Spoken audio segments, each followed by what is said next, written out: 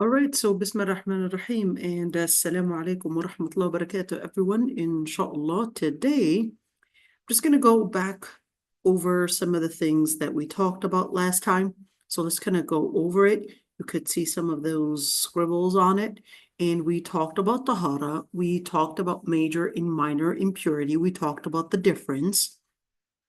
We also talked about the different utensils that one can use, and specifically speaking about the utensils that disbelievers had used, and whether we need to wash these, and different clothes, different things, of course, that we might find maybe at a Goodwill or maybe find at some probably thrift stores or anything like that. So in that situation, what is the ruling on that?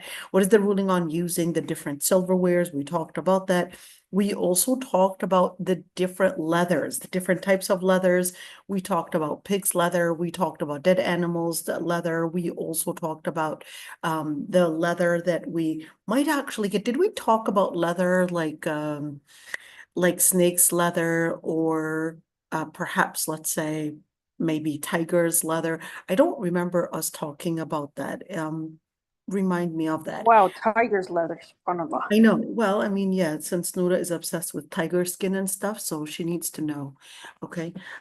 So really quick, when we're speaking about this kind of leather, well, probably, I don't know, right now it's a big thing to actually buy purses that are made of, I don't know, alligator's leather or whatever it is. I don't even know if it's even called leather or skin, but regardless. Remember how the scholars actually debated in the context of the hadith, where the Prophet ﷺ says in regards to leather, when he said in the hadith, إذا دبغ الإهاب فقد طهر. إذا دبغ الإهاب فقد طهر. And that was a general statement that he had made. And let's write it down right now. إذا دبغ الإهاب فقد طهر. So what does that mean? What are we talking about? So إذا دبغ actually means if it was if it went through the process of a dibagha, which basically is when you're drying it, and certainly using different chemicals in order to basically do the drying process and then do the coloring process and all of that. So that's a dibagha. That was a dibagha. Before, they used to use salt. They used to use vinegar as well in order to process the whole process of dibagha, or the whole process of So that's like removing tanning? That's tanning. There you go. Okay, okay. The word just slipped out of my mind. So that's basically tanning the leather. Is this, looking at the word al-ihab. Al-ihab means al-ihab means leather. Al-ihab means leather. So if we're talking about al-ihab, is this leather? Is this the al? There are two kinds of al's. There's the inclusive al, and there is the specifying al. Remember that one. There is the al that is a specifying al, meaning I'm speaking about one specific thing. Al-ihab, I'm speaking about one particular kind. Or is it the inclusive al to mean any kind of leather? فَقَدْ طَهُرْ. Then it basically had become pure. Now, scholars had differences of opinions on whether the al in the word al-ihab, that means leather, on whether it's an inclusive al, والاستغراقية, or whether it's an exclusive al, or a specifying al, which is al-ahdiyya, to specify a certain kind of leather, and therefore this wouldn't include leather for dead animals, or leather for animals that we cannot eat, like tigers and bears and all of that, and maybe raccoon leather, etc., all of those. So then we would talk about this debate. I just want you to see how intricate ilm al-fiqh is. So is it a specifying al or is it an inclusive al? That's where they would basically get into those different opinions. The other thing that we talked about, the different things that a person in a major impurity or a minor impurity on what's halal for them to do and what's haram for them to not do. And we went in details. We talked about touching the Quran. And we said in general, لا يمسه إلا المطهرون. That's the place of differences of opinions because this ayah is the pronoun ha. In لا يمسه is that pronoun ha, which basically means none shall touch it. Is that it? Defining, or is that referring to al-Quran? Then therefore none shall touch it unless they are in a state of purity. Are we talking about a major impurity? Are we talking about minor impurity? If we are to assume that the pronoun the pronoun it is basically referring to the Quran. If we are to assume that لا يمسه إلا المطهرون, that it's speaking about اللوح المحفوظ, which basically is the sacred text that Allah subhanahu wa ta'ala had written everything that is going to happen throughout time, and that's اللوح المحفوظ, then that would mean that this pronoun it, if it is referring to lawh al-mahfuz, this would actually refer to al-malaika. Then al-mutahharun would be al-malaika because al-lawh al-mahfuz is in the heavens anyways. So therefore, al-mutahharun is to talk about the angels. Therefore, if it's talking about the angels, then we're not to derive any ruling from it to speaking about regarding whether we can touch the Quran or not. If we are to say that this pronoun ha is referring to Lawh al-Mahfuz. Okay, so we went in details with that as well. We also talked about praying, whether we're speaking about whether we're speaking about obligatory prayers or non-obligatory prayers. We went in details and we said that there was an ijma'.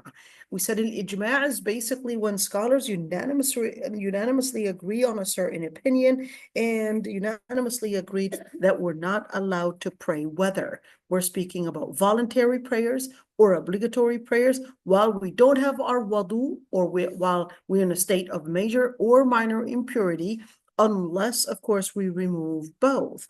And this is the evidence. لا يقبل الله صلاة أحدكم إذا أحدث حتى يتوضأ. Allah subhanahu wa ta'ala would not accept a prayer unless one, or in situations where one had basically went into a major or a minor impurity, unless they would do wudu. We went in down. Unless, of course, those different random situations where one is not capable of finding water, then they would do tayammum.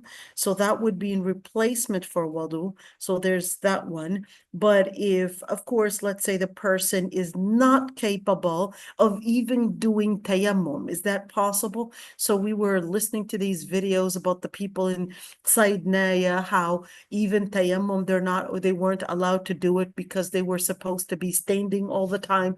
They're being tortured. They can't even pray. They can't even move. They can't even be heard reading Quran or anything of that sort. So they would basically just do it with their own eyes. So is that something that they could do? Certainly. They would still have to pray even if they were in a state of impurity, or whether the situation is that they're not allowed to move, etc. So this is basically called al-mu'dam hukman. What does that mean? So it's like technically we know that they have maybe that they have water. For example, if somebody's in prison, they probably have a sink, it has water, etc. But then, of course, the place is probably all soiled, maybe not clean, etc. Then in that situation, even if they may have water, but they're not allowed to use it because they could be shot to death or anything like that, then that would be as if they don't actually have it, even though it was probably available. So the other thing that we talked about is not doing tawaf while in a state of major or minor impurity.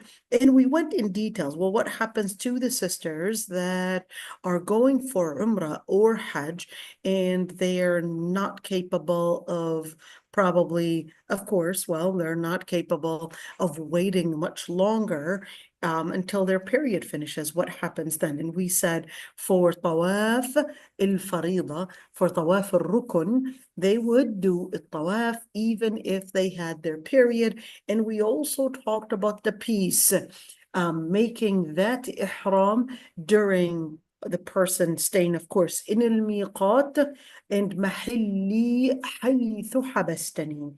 My, of course, my ihram ends in the place where I was basically, it was beyond my ability to continue, my ability to, of course, end my ihram properly. So mahalli haythu habastani. If she's expecting to get her period on a certain point, of course, while she was doing her umrah. So we talked about that. We also talked about reading Quran. We talked about that one. We talked about staying in the masjid. We went in detail. So let's now go for talking about the etiquettes of answering the call of nature. I like how they actually put it in that language. Okay, let's see. So the adab call of nature, we're speaking about going to the bathroom. So in general, of course, Allah subhanahu wa ta'ala, the Prophet ﷺ, had basically taught us to cleanse ourselves and to basically do different actions and different behaviors, even when it came to using the bathroom, certain adab on how we are to use the bathroom as well. So what is that in regards to that one? Of course, we would see that the Prophet ﷺ had taught us that when we're speaking about dukhul al-khala, what is al-khala? Al-khala, they didn't used to have bathrooms, by the way. What they used to do, they used to go to a far place, a faraway place, and that would be a lower area, and that was called al-gha'at. They didn't have bathrooms in their own homes, and those were not done until later. But before, they would have to, whoever needed to use the bathroom, they would have to go really far. You know, too bad for those that are probably diabetic or probably in need to do it at home. It's quite sad. All right, let's continue right there. So when we're speaking about il-khala, we're speaking about the area, the place that is designated for using basically different things for the call of nature. Okay, so it is basically the sunnah to say when a person enters Bismillah, A'udhu billahi min al-khubthi wal-khaba'ith. So let's see how they translated it. Translated it as, how did they translate it? In the name of Allah, I seek refuge with Allah from all offensive and wicked things, evil deeds and evil spirits. Okay, well, let me break it down for a bit here. So Bismillah, in the name of Allah. What does it mean in the name of Allah? If it wasn't that Allah subhanahu wa ta'ala had given you the ability to enter, to use, to basically relieve yourself and all of that, then you recognize that Allah subhanahu wa ta'ala is basically the one that had given you all this blessing. So all of this blessing comes from Allah subhanahu wa ta'ala. So you recognize Bismillah. A'udhu billah, I seek refuge in Allah subhanahu wa ta'ala min al-khubthi wal-khaba'ith. What is al-khubuth and al-khaba'ith? So scholars actually had differences of opinions on whether al-khubuth or al-khubth, al-khubuth is basically whether it is the male jinn and al-khaba'ith is the female jinn, or whether al-khubuth is basically the impurities and al-khaba'ith is basically the evil jinn that would usually stay in areas that are impure. So that's why they translated it as evil deeds and evil spirits. And I would say, is it evil deeds? We could add on to that if it's also evil, well, evil things. We're speaking about impurities. We're speaking about impurities. Okay, so just wanted to mention that one. At the end of the day, what this hadith is telling us is that the different contaminations cannot actually invite in even evil spirits that you may not see. Jinn. We're not just talking about impurities inviting the jinn, but we're also talking about even if your house is not clean or your house is not fixed, all of that invites in shayateen. You yourself. If you're continuously saying evil things, you're swearing at everything, that invites the shayateen next to you. If you're saying salih things, that's going to be inviting the malaika around you. If you're continuously doing dhikr, the malaika are going to be surrounding you. And subhanallah, that's one thing, that al-mu'min yahabuhu kulla shay. A believer, everything fears a believer. What are we speaking about fears? We're talking about honor. Honoring a believer. And to honor oneself, how do you honor yourself? You honor yourself by, one, putting yourself where it belongs. That's one thing. You honor yourself by putting yourself where it belongs. You honor yourself by giving yourself the weight, the value that it basically is at a higher rank, whether in ilm, whether in akhlaq, whether in the weight and who you really are. So you honor yourself by living up to a certain level, and that would be your goal, to be at a certain level. Honor yourself. In other words, give yourself the ilm to be amongst the ulama. Give yourself salah in order to be amongst the salihin. And that's why when a person sleeps, what do they say? اللهم باسمك وضعت جنبي وبك أرفع اللهم إن أمسكت نفسي فارحمها وإن أرسلتها فاحفظها بما تحفظ به عبادك الصالحين. Let's write that down really quick, right? Let's do it. Let's write it down. اللهم, let's write it down. اللهم باسمك وضعت جنبي وبك أرفع اللهم إن أمسكت نفسي فارحمها وإن أرسلتها فاحفظها بما تحفظ به عبادك الصالحين. Okay, let's actually make it big enough for you to see it, right?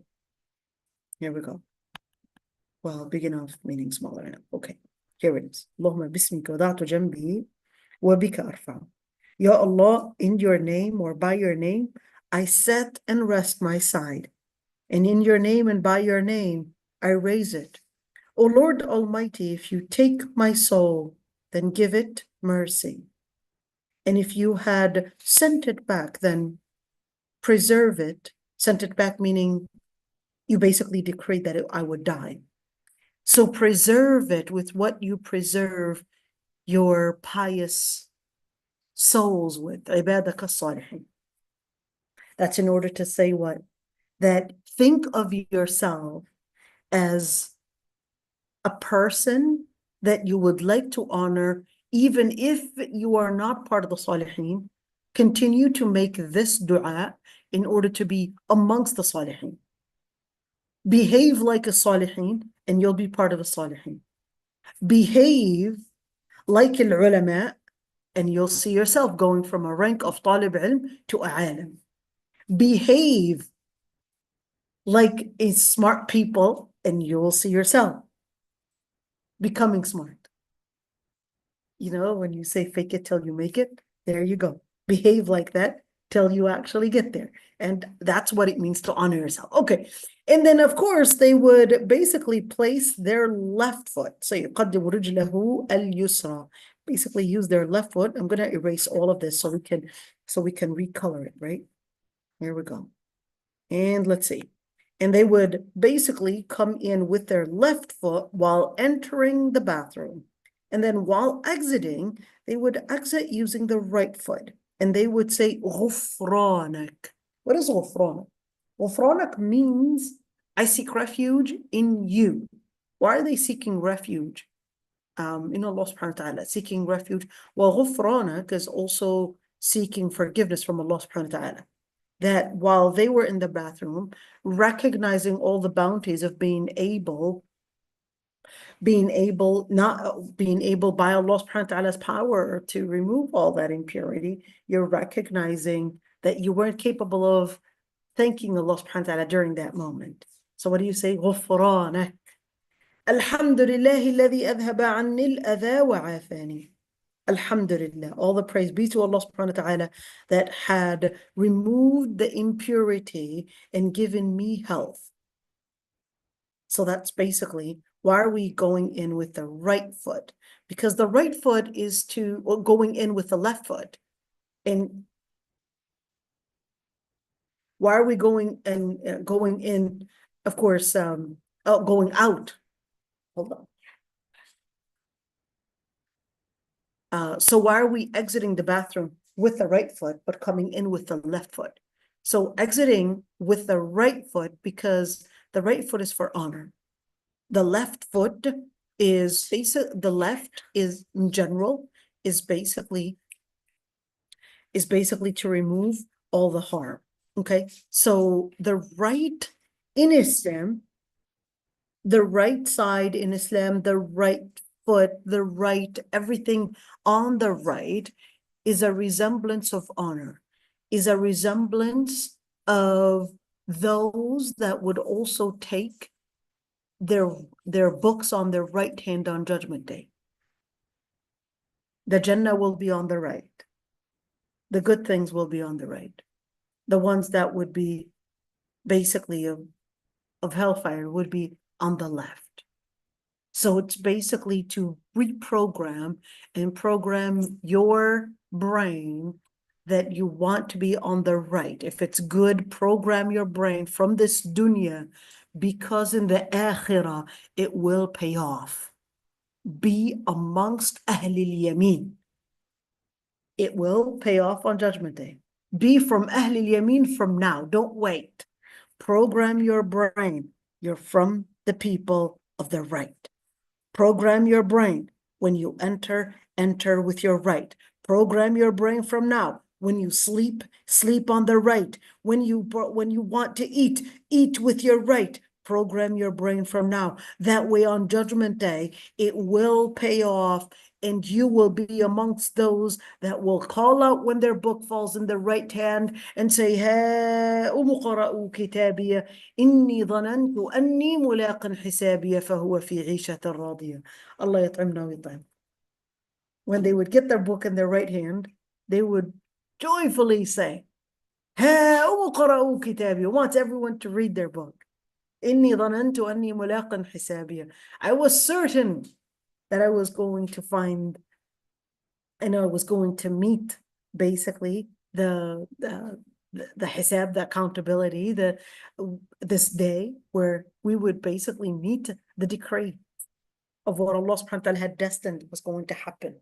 Okay, and of course, if the person was in a place that was not set up for using the bathroom, so in that situation, if the place was not set up for doing that, then it would be part of the sunnah that the person would be away from people's eyes. Whether we're speaking about hiding behind a wall or probably a tree, but in the end, it's not using the bathroom when people are seeing this person. What if it's a spouse? Even if it's a spouse, having al-haya, especially when you are defecating, urinating, don't do it in front of your spouse. Make that as something that is private. Make it as something that is private, as something that maintains you as always appearing in a way that is the most honorable way. Okay? And it is impermissible, of course, to face al-Qibla. And, of course, the Sunnah is to turn away from it, because the Prophet ﷺ had forbid that we would face the Qibla. And, of course, one is supposed to, well, what if the bathroom in this house that we bought, that the toilet is actually facing the Qibla? Should we go around, or what should we do? Should we ask them to change the direction? Well, it's probably, if we were to change the direction, you're going to end up actually having the toilet probably against the wall, and it's not going to work out. What should we do? So number one is that scholars had differences of opinions on whether turning away from the Qibla, whether that was in situations where one is in areas that are open areas. So we're talking about the desert, we're talking about woods, we're talking about such areas, okay? And not inside buildings. That's one opinion. The second opinion is that, well, if you are to use, let's say, the toilet, and if you were going to turn away from a different direction other than the way that it was designed, then in that situation, you're going to probably soil yourself. So definitely, we would be concerned more about you staying pure than you following a sunnah in facing towards against the Qibla in that situation. So we would consider priorities, and that's the fiqh of priorities. So for the scholars that said that, no, this is not only in outside buildings, in open spaces, but this is also inside buildings, they would still agree that use the bathroom properly and don't soil yourself, that's a priority over the sunnah of not facing the Qibla. Okay, the other thing, التحرز من رشاش البول. This one's very important, and probably teaching your boys, especially the boys. Which is التحرز من رشاش البول? What is التحرز من رشاش البول? Certainly, is it permissible for boys to urinate while standing? Do they have to sit down? Noura, what did you want to ask there? Sorry, I just wanted to, what about the elderly? What about the Well, no. elderly? Well, because they're exposed. I mean, So explain the question to me, Noura. well, if, they need help, assistance going to the bathroom. Sure, Noura. If they need help and assistance, you definitely can help them. Okay. Yeah, of course. They probably need someone to wipe them, someone to wash them, someone to bathe them, someone to assist them with even wearing their clothes, or hey, maybe even put the potty thing underneath them, especially sometimes you might actually need to help them with the catheter, so many different things. In that situation, you should help them. Okay. We don't have to get someone else, because this is a very important and a very dire situation. So we would basically help them if we're capable of giving them some privacy, if they're capable of doing it on their own, well, good for them. But if they're not capable of doing it on their own, they probably need I don't know, something underneath them. Maybe we need to flip them. Maybe we need to even give them these diapers, the adult diapers. What are they called? Forgot what they were called, but The depends. well, depends. I think it's one company, but there's another name for it. There's another name for it. Right now, I don't know. I feel that I'm forgetting all the words right now. But anyhow, they're I don't know, they're adult diapers. Let's just call them adult diapers right now. I know there are a number of different companies, Poise and the Depends, and there's Always as well. And they're discreet. Yeah, I think that's what it's called. Discreet diapers. I think that's what it's called. Okay. So for the boys, it's important to teach them, especially the boys, to teach them that letting the remains, in other words, the urine, because it doesn't, they would finish and they're such in a hurry to go play. They might put on their garments right away.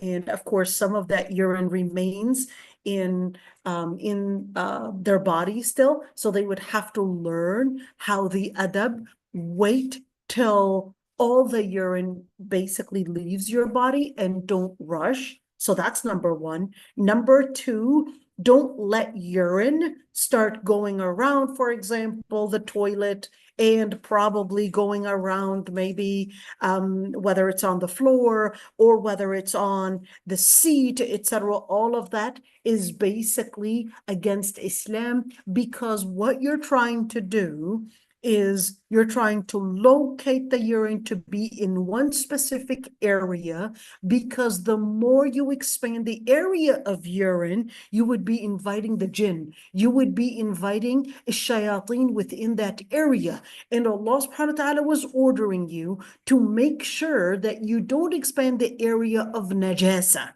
The area of impurity, you want to make sure that you locate it in where it will basically be flushed away. So teaching them these adab. And that's why one of the reasons scholars actually debated whether it's permissible for men to urinate standing or not, or boys to urinate standing. Because Sayyidah Aisha had said that the Prophet ﷺ didn't urinate standing, and then there were other hadith of other Sahaba that said that they had witnessed, or at least they had seen the Prophet ﷺ urinate standing. Did they actually see the whole process? No, but there was something, and they knew what he was doing. So, and he was standing, so they were capable of seeing that piece of it. Okay, at least him standing.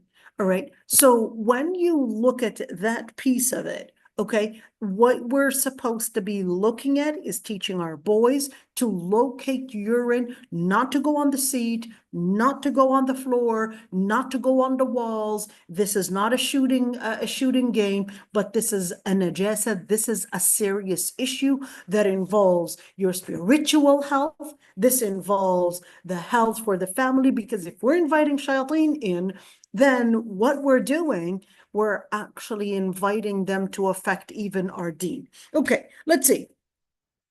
Another thing, وَلَا يَجُوزْ أَنْ لَهُ أَنْ يَمَسَّ فَرْجَهُ بِيَمِينِهِ. They're not permitted to touch their private part with their right hand. So even if you wanted to wash your private part, you would wash your private part using your left hand. And it is not permissible, of course, to use it when everyone or anyone is looking, teaching your children as well. And even, I don't know exactly how they would use in fitness rooms and all of that, but I know that there are certain areas where people could actually see one another. So I don't know about that, but if anybody is being seen, then it's not permissible for anybody to see your awra, period.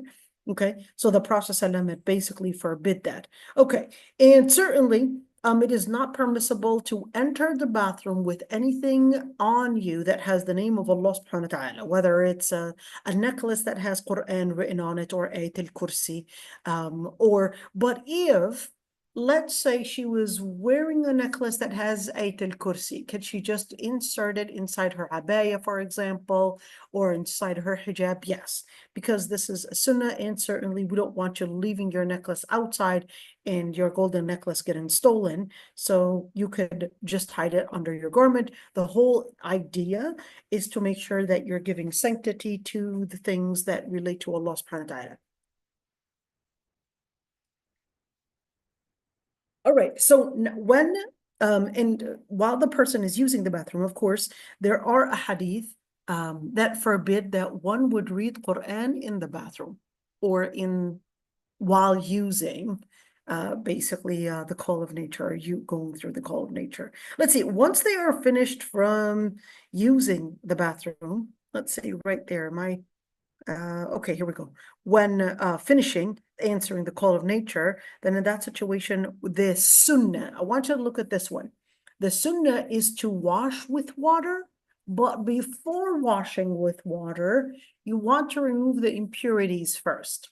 So what does that mean? Removing the impurities, whether we're speaking about using toilet paper, or whether we're speaking about using stones, or whether we're speaking about using leaves, or probably other substances. This is the first thing. So this is the sunnah, is to remove the impurity first.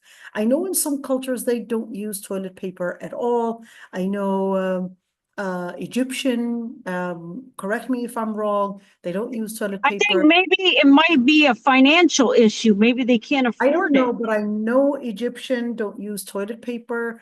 I know Tunisian don't use toilet paper. I Syrians don't remember- either. Okay, Syrians don't either. So I find that really strange, to be honest. Find it really strange because the sunnah is to remove the impurity first and then wash and then dry. That's the sunnah. Okay, that's the sunnah. What did they replace with removing the impurity? Is it just washing? Yes, some people basically, they would just wash alone and not even use toilet paper in removing the impurity. But the sunnah is basically to do al-istijmar first. Al-istijmar, it actually comes from the root jamara, which basically is the stone itself. So now we're speaking about al-istijmar, is to use stones to remove the impurity first. So here's a question. Can we use just toilet paper and not use water? That's the question that I get all the time. The answer is yes, you can. Wait, did you just say yes, you can? I said yes, you can. Yes, you can only use toilet paper. Because if that removes the impurity, using water is a sunnah and not obligatory. But using water is definitely a sunnah because it is the deepest clean that you can get. It's deeply cleansing the area. So don't just remove the impurity using toilet paper because you want to remove every single piece of it. Okay. And certainly, of course, especially females, you definitely want to use water, especially if you're urinating, because of course the anatomy is completely different and just using toilet paper is not going to be enough. But is it permissible? Yes, it is. It's permissible to just use toilet paper. Yes, it's permissible. So I don't have to go into the bathrooms and carry all those bottles of water. And I've seen very funny things girls do at the university. They didn't have a bottle of water, so one girl would basically get a handful and then start going all the way to the girls' bathroom and basically, well, the girls' stall, and pouring it over her friends' basically palms in order for her to pour over herself. And then she would go back to the sink, get up a handful of water, and then give it to her friend, and then go back and forth. And of course, as a chaplain, I was called. And wait a minute, is this what the religion says? Because of course, there's a lot of water that was dripping on the floor. So we basically had to figure something out. And then I ordered at the university that every single bathroom would basically, or at least certain bathrooms would basically get the bidet, or even have like a pitcher in order for the girls that want to do wudu, and that way we won't have these funny things happening. So yeah, so at the university, at least we had some bathrooms that basically were equipped for wudu friendly. That way we won't get dripping on the floor. But then unfortunately, we still got some sisters that misuse the water pitcher. So they would keep the water inside, and then someone comes into the bathroom, boom, just hits the by mistake, accidentally hits onto the pitcher. The pitcher is filled with water. There it is, a whole big water spill. So now we got into a big problem. Yes, so sometimes I would say for those that are attending universities, attending public spaces, please make sure you don't lose and you don't make others lose their privilege, which is for your deen, because they were trying to be inclusive. And then unfortunately, we had a number of times where we had to fight with the administration. How are we going to be inclusive with the Muslims at the same time? Making sure that we are staying within the area of everybody is protected from slips and all of that, because the university didn't want to get sued. So don't lose it. Don't, don't lose your privilege, and don't make others lose their privilege by you doing something silly. Okay, let's continue right there. الاستجمار يكون بالأحجار أو ما يقوم مقامهما من الورق. الاستجمار, it can be basically used and done by whether we're speaking about stones or whether we're speaking about using toilet paper, or perhaps even using different rags or whatever it is in order to probably dry the place. That's also permissible. Go ahead, Noura. Yeah, I just wondered about when sisters have their when they have menstruation. I can never say the word. But when they have their time of the month, or when they have like the bleeding outside that time. Yani. What about it, Noura? About removing the impurity, yani. Is it the same? It's the same, Noura, using water and toilet paper, but in the end,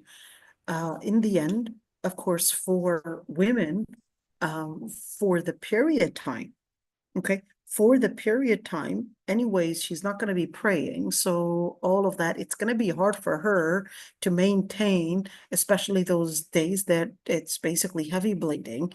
It's going to be very hard and probably impossible for her to completely stay dry. So we know that piece of it, okay, especially on those heavy days. So in that situation, of course, اتقوا الله ما استطعتم, to basically stay clean, stay pure, etc. But that doesn't mean changing the pads every 15 minutes and every single time. No, whenever it's full enough and whenever you want to change it, basically, and you want to make sure you use the different recommendations that the experts would tell you in order to make sure you're not getting infections and all of that. That's a different thing. So in general, in Islam, it's not obligatory for her to stay dry all the time. Okay, that's what I could say right now. Okay, it's not obligatory for her. So what about the women that are having some kind of a bleeding, istihada, basically, that is not postnatal and is not menstrual? Okay, scholars had differences of opinions on whether that bleeding is impure or not. Okay, this is very important to say, okay? This is very important to say. So for the sisters that are having some kind of bleeding that is not period bleeding and that is not postpartum, then in that situation, does she have to maintain for salah at least? For salah, does she have to maintain as much as she can the dryness? Majority of the scholars said no. Especially if this is basically in large quantities, large amounts of bleeding, then all scholars would say you don't have to worry about it. You just make wudu and just go pray. Don't worry about the amount. Okay. And that was actually narrated in the hadith for that Bintu Jahsh, she was the one that narrated, and the Prophet ﷺ was even telling her to make wudu, basically, and even if it was dripping on al-hasir, even if it was dripping on the mat, she wouldn't. And guess what? She would even get like a utensil that would be underneath her. You just think of that. Just think of that. She would get a utensil and she would stand in this utensil because the amount of baking was so heavy that she just But would if she get. didn't go through that, we wouldn't have learned, subhanAllah. Exactly. I mean, just imagine, and thank God for having these OBs, help us with these, these very strange cases where you're looking at, you just imagine, who knows what there she had fibrosis and who knows what she had. This type of bleeding where it would just go that she had to get a utensil and actually stand in a utensil. That's a huge amount of bleeding. Just imagine, for sure she was going to get into low iron and and oh dear, ya Allah, just can't imagine. Okay, let's see. And of course the sunnah is to use 3 times of wiping, but it isn't necessarily to use it only for 3 times because it's the whole object is to remove the impurity. Okay, the whole object is to remove the impurity. So if the person needed to wipe more than 3 times, but there's one thing that is common that I would get people with OCD, that they're continuously probably wiping and wiping to the point that they would actually start tearing off the tissue of their skin. Now that's a paranoia. That's not what the sunnah is. So if you had done the job, you don't see anything remaining on the toilet paper, you're done. You don't have to get into a paranoia. Maybe there's a tiny, minuscule, tiny little dot that I can't see. You don't have to worry about that. That's ma'fuun an.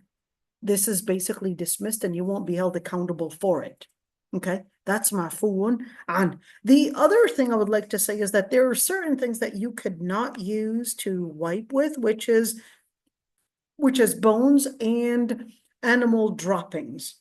Okay, so animal droppings, let's see, what did they use right there? Forbidden, let's see. I guess they didn't mention, yeah, they should have actually. So I don't know what was the word that they used for that, but in the end is that you're not allowed to use bones or animal droppings. So just remember that one. So, of course, why not? The Prophet ﷺ said in regards to bones that it's basically a food for the jinn. Raji'u al-dawab, sorry. Raji'u al-dawab is basically animal droppings. You don't want to use that. In fact, when Abdullah ibn Mas'ud brought part of the animal droppings for the Prophet ﷺ to wipe with, he basically said that this is rijs. He used the word rijs, that it's impure to wipe with. Okay, so it is basically that. So we've got a break in 3 minutes for a couple minutes, and then we'll come back, inshallah. Oh man, I wanted to ask you about the bones. Well, that's the thing. You can ask the question right now, Nora. Oh, okay. So since you mentioned the bones, I thought that the jinn, they don't eat like food, because couldn't the bone, I mean, we eat the meat with the bones, right? But you said they didn't eat food before. No, Nora, they do eat, but they don't eat our food. But they eat different. Oh, Okay, they don't eat your Jazakallah food. khair. They're not going to eat your mlukhiyya. They're not going to No, eat your that's fasada. only for me. Khalas. No, It's I'm only just for kidding. you.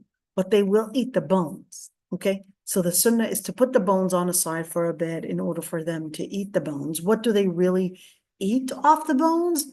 It definitely would be really spooky for if you were seeing a piece of bone going up and you're imagining, yeah, so it's Yeah, it yeah, would be right, really right. spooky. It would be really No, spooky. I guarantee no no. one's gonna One stand of there. those scary, we would have to make that into a scary movie. Khalas. It's a scary movie. Here it is. So no, it doesn't actually look like that. The process Adam just told us that they eat bones. How do they eat it? Do they, I don't know, smell it? Do they sniff it? Do they what do they do? Do they lick it? Allahu a'lam. Okay, so we don't have to talk about their diet. So don't worry about any of them eating too much bones and too much calcium and probably getting constipated. That's none of your issue. So, But that's kind of interesting that it's sunnah to put the bones aside. right. It's sooner to put the bones on the side till they, Yeah, I didn't know that. yeah. And, just for a while, you don't have to keep it for too long. But that's the sunnah. Okay. Okay, it's like left Yeah. hair. Yeah, let the kids know that this is what we're doing. We're also inviting, if the jinn are out there, we're putting their food on a side and respecting that. It's quite interesting. It's really interesting because if you look at the hadith, you enter the home, you say Bismillah, Assalamu alaikum wa rahmatullah. And who are you talking to? You're really talking to the jinn. And right there, just recognizing that there's a different world out there. That yes, they reside with you. They basically, and there are certain times, you would basically make the dua that أعوذ بالله من الخبث والخبائث, or when, of course, And we're during also saying it to the malaika, right? what was that? I said The we're also saying it malaika to the malaika. We're also saying it to malaika, jinn, right? So Yeah, that's to subhanallah, let us yeah. know we're not alone in this dunya, right? And even during intimacy, Allahumma jannibna shaitan wa jannib ash-shaytana ma razaqtana. Ya Allah, keep the shaitan away from us and keep shaitan away from what you had given us. Just remember that one. All right. So we're going to take a break and we'll come back, inshallah. Oh, there are so many questions on the side. Oh dear. I didn't even notice it. Sorry. You don't get to have a break, sorry. Oh, I know. Hold on. Let's see. What about taking the phones to the bathroom since it's so common these days? So in general, the sunnah is not to take things that may get contaminated, but are you permitted to take the phone to the bathroom? You are permitted to take it, but the sunnah is to make sure that you localize the najasa within one area. So if you guarantee that no najasa is not going to go in it. What about those videos that we got that would basically, they're capable of seeing, I guess, where all of that is basically spreading, and then we're seeing, this light of the blue light basically telling us where the urine basically splashed or where all of that. These particles are ma'fuwa anha.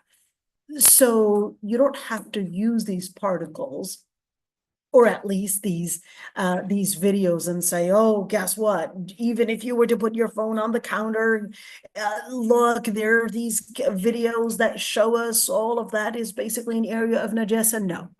Yes, there is definitely some najasa that probably splashed on there, but Islam doesn't ask us to go this detailed, okay?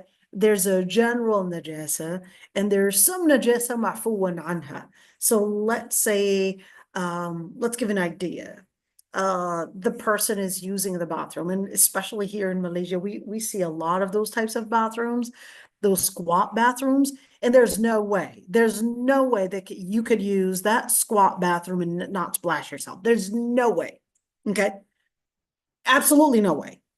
But you see people, and some people actually preferring those squat bathrooms. So what about these tiny particles of splashes that for sure basically went on your clothes or etc.? Those are actually ma'fuun anha. Just do your best. What is ma'fuun anha? Means Allah subhanahu wa ta'ala will dismiss you for it. Do your best to stay away from any splashes. And even if you were to get some, little tiny particles, that Allah subhanahu wa ta'ala basically had forgiven you. So you don't have to worry about it too much. Okay. Let's see. Another sister is saying, so using toilet paper before rinsing with water is removing the impurity. Right. So using toilet paper before rinsing the before rinsing with water, you're basically removing the impurity. Of course, certainly. Because you're wiping the impurity, you're removing the impurity by wiping it. And then if you're using water, you're basically enhancing the cleansing. Is just using toilet paper permissible unanimously? Okay, that's a good question. No, not all scholars. There's a whole debate on that. Is just using toilet paper permissible unanimously? Not unanimously, but it's a very considerable opinion. Let's say it that way, that yes, using toilet paper without using water is permissible. And that's a considerable opinion. Do all scholars agree with that opinion? The answer is no. Should you stay on the safe side? Well, certainly, always staying on the safe side when there are differences of opinions is always best, but it's a very considerable opinion. Wallahu a'lam, the preponderant is that using water is a sunnah and not obligatory. That using water is a sunnah and not obligatory, because the whole object is to remove the impurity and not necessarily use water.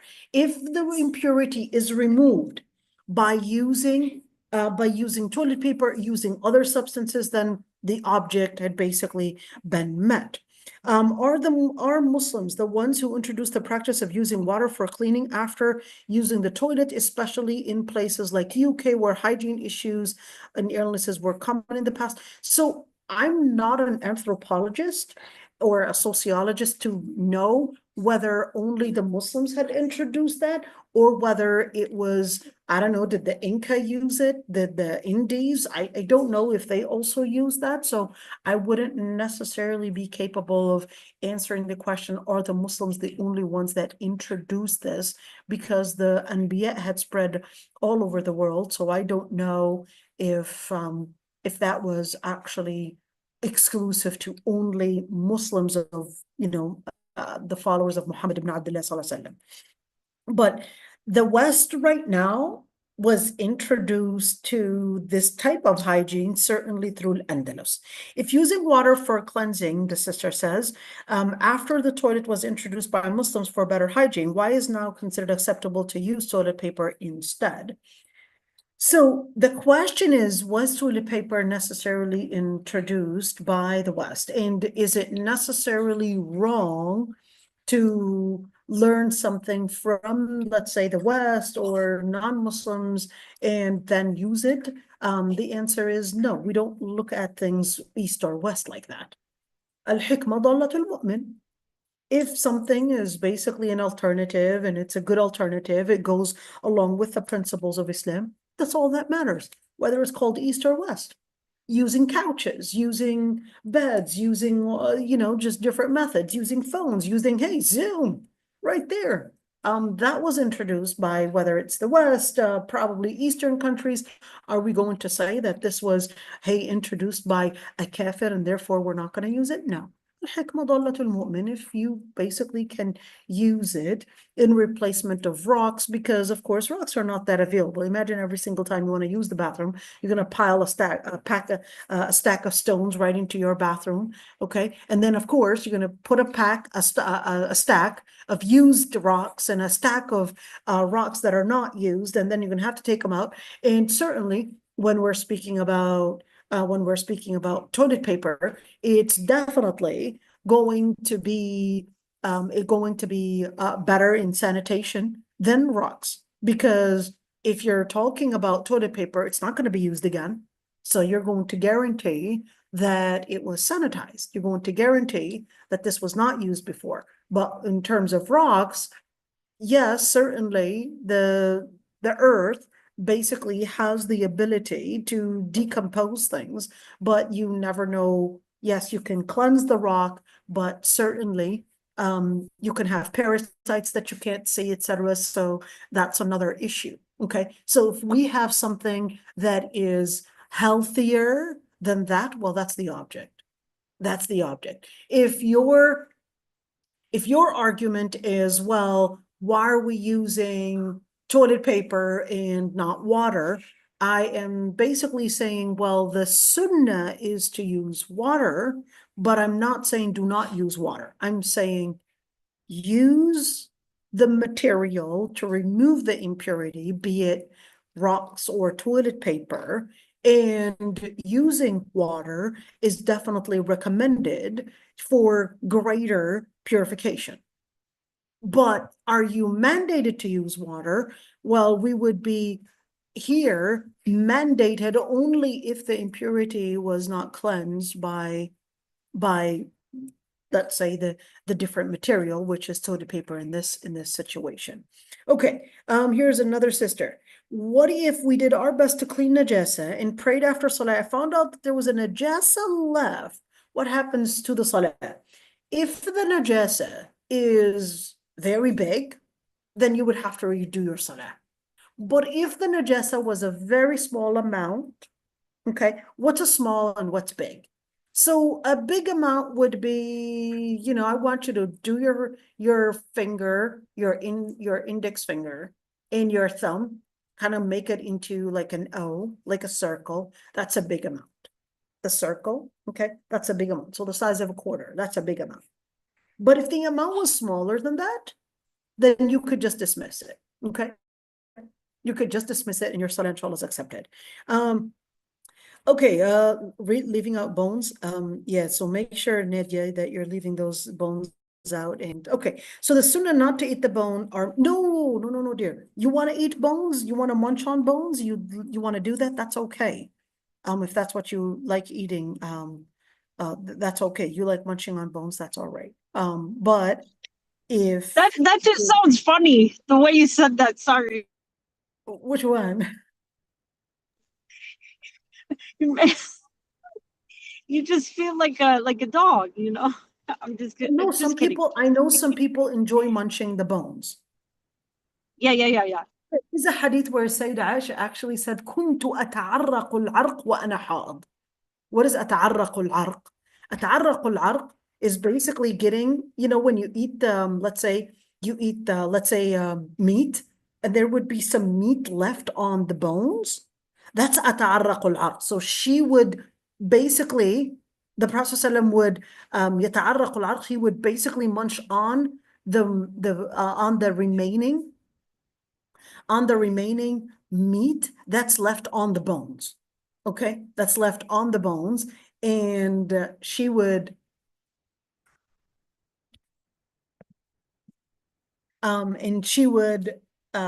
basically eat that meat. And then the Prophet ﷺ would يتعرق العرق. So even though she had her period, but the Prophet ﷺ would munch on the meat that was still on the bones, all right, while she was, well, even though she had eaten from that, and even though she had her period. So here's the Prophet ﷺ even, I guess, munching on the meat that is still there on the bones. Okay, let's see. What about vaginal discharge? If one wipes wipes the underwear with toilet paper, can we say salah in it? Vaginal discharge is a huge debate between scholars anyways. It's a huge debate. Is it a wudu breaker? Is it impure? Is it an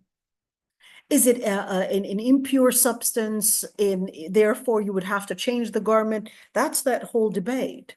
Okay, so some scholars regarded that it's impure, and therefore it's a wudu breaker, and plus it's impure, and therefore the garment needs to be changed. Other scholars, they regarded, well, there's no hadith in regards to that. There's no hadith, there's no ayah in regards to that. And certainly women were getting the vaginal discharge. So that's the second opinion. They said it's not a wudu breaker. It's not najasa, because anyways, it's in the woman's body anyways.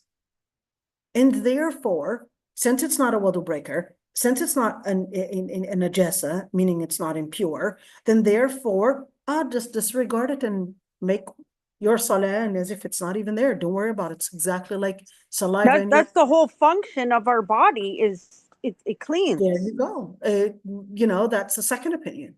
The third opinion, you got third and fourth and fifth opinions. Okay. It's a wudu breaker, but it's not impure. And you got another one that says the opposite. It's not a wudu breaker, but it's impure. So I just want you to look into that. Okay. So what should I do in this case? I'm just making the story short because remember, this is summarized fiqh. Making the story short. If you're capable of renewing your wudu because of the vaginal discharge, okay, you're capable of renewing your wudu, and you're capable of at least having a clean undergarment, clean from this vaginal discharge, well, good for you. But let's say you are a teenager, 15-year-old, 16-year-olds, they're continuously getting this stuff, okay? Or maybe workout, or maybe, I don't know, out in a public place, okay? It is a considerable opinion. It's a considerable opinion that it's not a wudu breaker and it's not impure, and therefore to take that opinion during those dire circumstances, that would also be a considerable opinion. Okay, so just keep that one in mind, that sometimes during those situations that are probably extraordinary, to take an opinion that you probably don't usually follow, but we're looking at a very different circumstance, is actually one way of the differences of opinions being rahmah. And Okay, that's the mercy, the mercy of that's the mercy, Islam. absolutely. So here we go. We've got some people that love munching bones, and we definitely don't want to ruin their life. And yeah, that'll be really interesting. Wonder if they have, you know, I don't know of any fast food area that basically offers that. Maybe, you know what? Yes, I had seen that. You know, in Malaysia, they actually have these types of fast foods that they would make, where I'm not sure if it, like, they're kind of fish, but you could see the bones in the fish. And these fish, they would use them as Is a that spice. like the sardines? No, not sardines, Noura. They're fish, but then you could see the bones in the fish, and then they would crush it in order for them to use it as a spice. With the Oh, bones. wow. Yeah, I know. I'm still trying to figure out their foods. It wasn't really my favorite, but maybe I'm just a foreign person to it. I'm still learning. But I like Indian food. I think that was my preference, but we'll take a break, inshallah. We'll come back to our favorite foods, inshallah, in 5 minutes. Inshallah. Assalamu alaikum wa rahmatullah. Walaikum salam.